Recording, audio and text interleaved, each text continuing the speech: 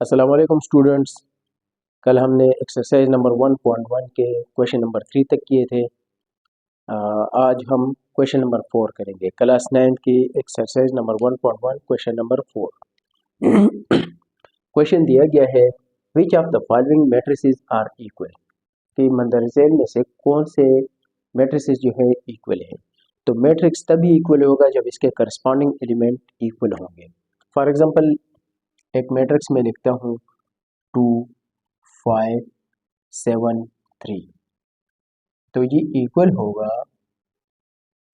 2 5 7 और 3 के।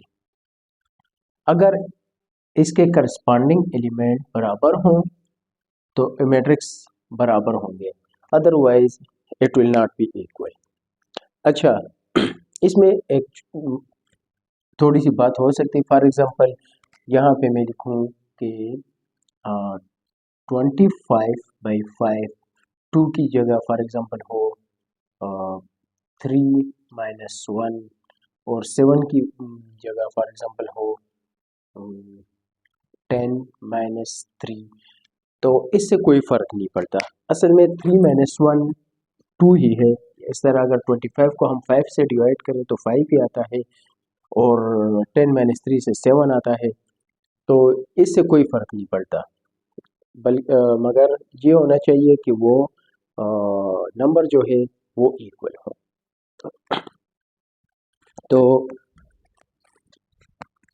क्वेश्चन की जानिब बढ़ते हैं।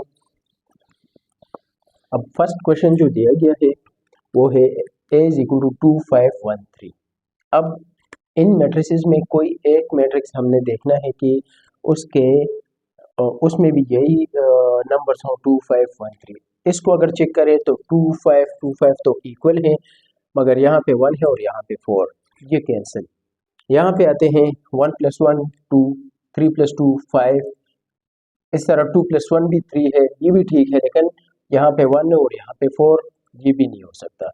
यहाँ पे आए तो देखें 2 और वहाँ पे a में 2, 4 + 1 5, वहाँ पे भी 5, 1 वहाँ पे भी 1, और 3 वहाँ पे भी 3। मतलब मैट्रिक्स A मैट्रिक्स D के इक्वल है। Matrix A is equal to matrix D। अब B की तरफ जाते हैं। B को देखें तो 2 5 4 3, और अगर C को हम देखें तो 1 + 1 2, 3 + 2 5, 4 और 2 + 1 3। मतलब मैट्रिक्स B जो है वो मैट्रिक्स C के बराबर है। Matrix B is equal to matrix C। This question is finished. अब क्वेश्चन नंबर 5। तो क्वेश्चन नंबर 5 जो है वो है, let a = 2 - 3 u 0 and b = v - 3 5 w, for what value of u v and w are a and b equal। ये जो दो matrix हमें दिए गए हैं, इनमें बताया गया है कि अगर इनमें कुछ मतलब वेरिएबल्स जो दिए गए हैं v w और u, इनके हम क्या क्या कीमत रखें कि a और b बराबर हो जाए। तो आपको पहले मैंने बता दिया कि दो मैट्रिक्स तभी बराबर होंगे जब उनके करस्पॉन्डिंग एलिमेंट सेम होंगे। तो देखें, if 2 - 3 u and 0 is equal to v - 3 5 and w। अगर ये दो मैट्रिक्स बराबर हो तो ज़रूरी ये बात है कि 2 बराबर होगा v के, मतलब 2 is equal to v, sorry 2 is equal to v। अच्छा, -3 ये तो सेम है। u बराबर होगा 5 के, u बराबर होगा 5 के, और 0 बराबर होगा w के, 0 बराबर होगा w के। तो वैल्यूज क्या रखनी चाहिए? v is equal to 2, u is equal to 5 and w is equal to 0।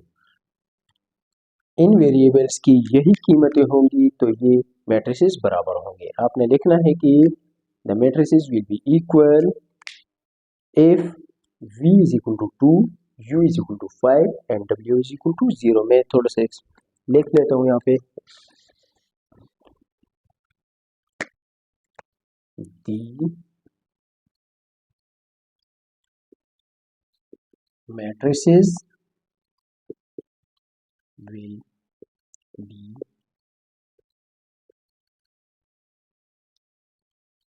equal if अगर v is equal to 2, u is equal to 5 and w is equal to 0। This is the required answer। Question number 6। तो question number 6, if x plus 3 z plus 4 2y minus 10, यहाँ पे दो matrices हमें दिए गए हैं इस तरह के, और रिक्वायर्ड है कि find the value of a b c x y and z। यहाँ पे a b c और x y z unknown values, unknown terms हैं, इनकी वैल्यूज हमने मालूम करने हैं, और कंडीशन ये दी गई है कि G मैट्रिक्स बराबर है इस मैट्रिक्स के।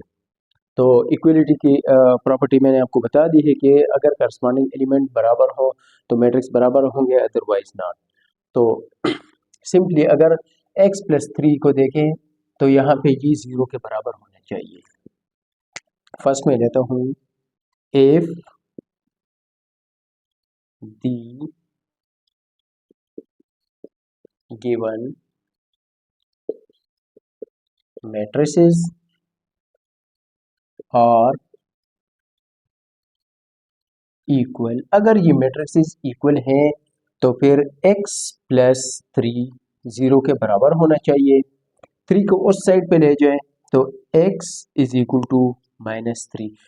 हम अक्सर कहते हैं कि 3 को उस साइड पे ले जाएं, वैसे हम बताते हैं कि कोई भी टर्म अगर इक्वल से इस साइड पे आ जाए या इस साइड से इस साइड पे आ जाए, लेफ्ट से राइट साइड पे या राइट से लेफ्ट साइड पे, तो हम कहते हैं कि उसका साइन चेंज होता है। अगर ये प्लस 3 है तो यहाँ पे मैंने माइनस 3 लिखा। असल में ये रूल्स ऐसा है कि अगर x plus 3 is equal to 0 तो मैं लिख सकता हूँ कि x plus 3 is equal to 0। देखें, अगर अब यहाँ से भी मैं 3 माइनस करूँ और यहाँ पे से भी मैं 3 माइनस करूँ तो इक्वलिटी पे कोई असर नहीं पड़ता। तो यहाँ से प्लस 3 और माइनस 3 कैंसिल हो जाते हैं, या मतलब 3 माइनस 3 इज इक्वल टू 0। तो x plus 0 is equal to, अगर 0 से 3 हम माइनस कर तो वही माइनस 3 रह जाता है। x प्लस 0 की जगह में x लिख सकता हूँ इज इक्वल टू माइनस 3। तो आइंदा के हम शॉर्टकट में हम क्या कहते हैं कि अगर 3 इस साइड पे आ जाए तो ये माइनस हो जाता है। असल में ये रूल्स के मुताबिक ये ऐसा है। हम शॉर्टकट में बताएंगे कि इस साइड पे ले जाएं तो साइन चेंज हो जाता है। अच्छा, तो 3x की वैल्यू आ गई। नेक्स्ट z प्लस 4, यहाँ पे z प्लस 4 है और यहाँ पे 6 है, तो करस्पॉन्डिंग एलिमेंट बराबर होंगे। लिख सकता हूँ मैं कि z plus 4 is equal to 6।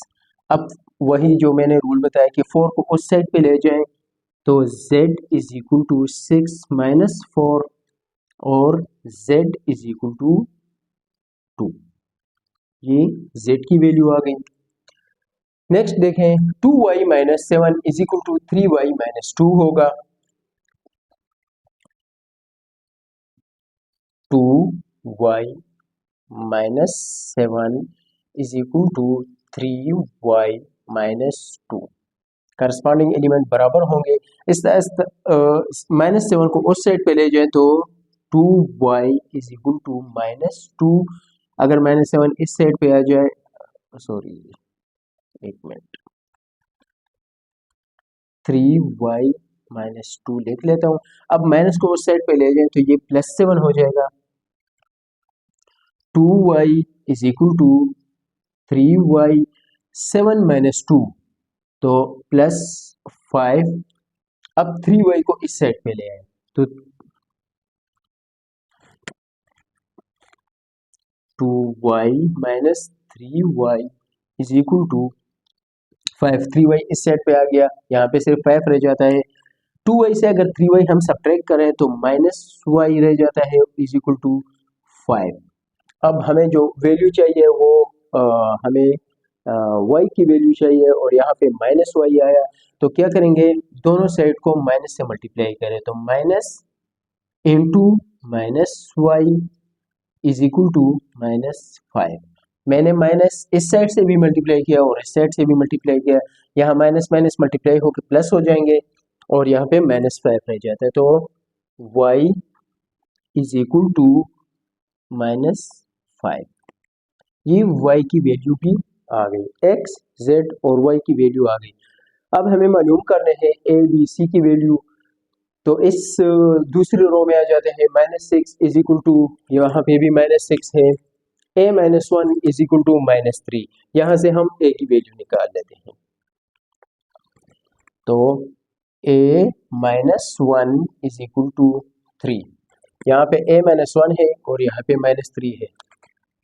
अच्छा, तो 1 को उस साइड पे ले जाएं, तो a is equal to 3 plus 1 और a इज इक्वल टू 4, ये रही a की वैल्यू। अच्छा, फिर 0 is equal to 2c plus 2, यहाँ पे सेकंड रो में थर्ड कॉलम में 0 है, यहाँ सेकंड रो थर्ड कॉलम में 2c प्लस 2 है, तो ये इक्वल ले लेते हैं, 2c plus 2 is equal to 0। 2 को उस साइड पे ले जाएं, तो 2c इज इक्वल टू -2। अब क्योंकि यहाँ पे 2c है और यहाँ पे -2, तो हमें वैल्यू मालूम करनी है c की, और ये 2c है, तो c से ये 2 किस तरह ख़त्म करेंगे, इस तरह ऐसा करेंगे कि दोनों साइड को 2 पे हम डिवाइड करते हैं, 2c divides by 2 is equal to -2 divides by 2।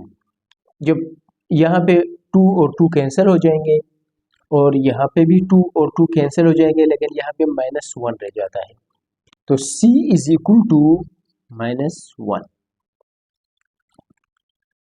Next यहाँ पे देखें, हम देख लेते हैं कि b - 3 और यहाँ पे थर्ड रो में फर्स्ट कॉलम में 2b प्लस 4, तो 2b प्लस 4 को अगर b - 3 के बराबर ले हम, 2b plus 4 is equal to b - 3, तो 4 को उस साइड पे ले जाएं, 2b plus 4 is equal to b - 3 - 4। अच्छा, तो 2b plus 4 is equal to b - 7। -3 -4 को अगर हम ऐड करें तो -7 आता है। b को इस साइड पे ले आए, यहाँ पे ये ख़त्म हो गया, क्योंकि -4 यहाँ पे आ गया तो यहाँ से ख़त्म हो गया। अच्छा, 2b is equal to b - 7, तो अब b को इस साइड पे ले आए, 2b इस साइड पे ले आए तो -b हो जाएगा is equal to -7।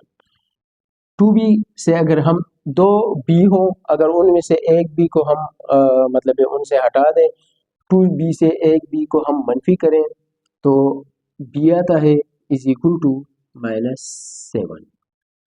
This is the required result. अब देखें, उन्होंने a, b, c और x, y, z की वैल्यूज मांगी थी, ये x की वैल्यू, ये y की वैल्यू, ये z की वैल्यू, इसी तरह यहाँ पे ये a की वैल्यू, ये b की वैल्यू और ये c की वैल्यू, ये सारी वैल्यूज हमने निकाली और यही हमारा रिक्वायर्ड रिजल्ट है। इंशाल्लाह ताला 7 नंबर क्वेश्चन अगली वीडियो में करेंगे। तब तक के लिए खुदा हाफिज़।